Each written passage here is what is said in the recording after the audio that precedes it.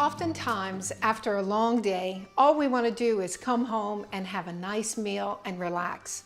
Well, my family go-to is smothered chicken in a tomato gravy. I'm Deborah, and I'm here to teach you this recipe today. Some of the first ingredients you want is to have a nice fryer chicken. I like to buy them whole, and then I cut them up myself.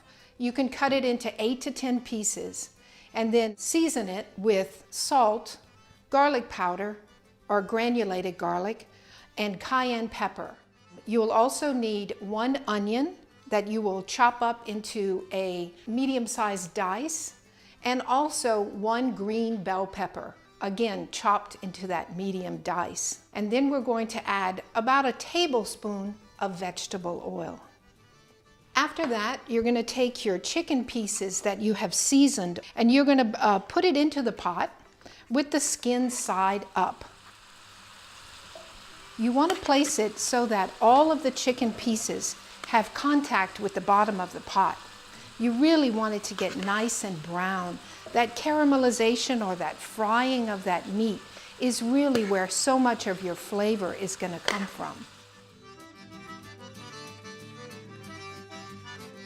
Okay, now that the chicken has had a chance to cook for about 10 minutes or so, you can always check by just lifting the chicken slightly and seeing if you're seeing caramelization or browning.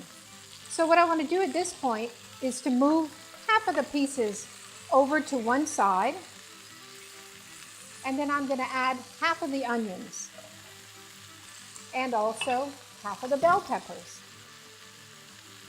Now I'll move those chicken pieces back on top of it and do the same with the other side.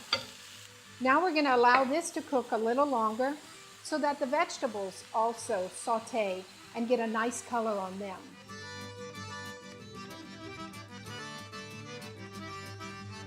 Okay, so let's look here now. Oh, everything's looking really great. Now it's time that we can add our tomatoes. So I have 1 can of petite diced tomatoes. I'm going to scatter that around. And then 1 small can of tomato sauce. Yes. Now the chicken has a lot of its own juices that will be released with all of this. So at this point, I'm not going to add any more water to it. This is just going to simmer and cook, and I'll reduce the heat some to about medium and let this cook until the chicken gets nice and tender. Let's check to see if this chicken is done. You want to look for the tenderness of the chicken, and also if you go and cut or pull away next to the bone, you want to make sure that it's cooked. Also, you know, before you plate anything, it's always wise to taste it. You want to make sure you have enough salt or other spices. Let's go ahead and plate this. Just mound everything onto the platter. Put the gravy on top. Then we're going to serve ourselves a nice bed of rice and add one of these lovely pieces with the gravy. Okay, there we go.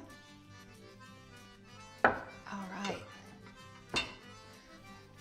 A little bit of fresh steamed white rice and a piece of chicken. There we go, a leg. Some of that nice gravy. Okay.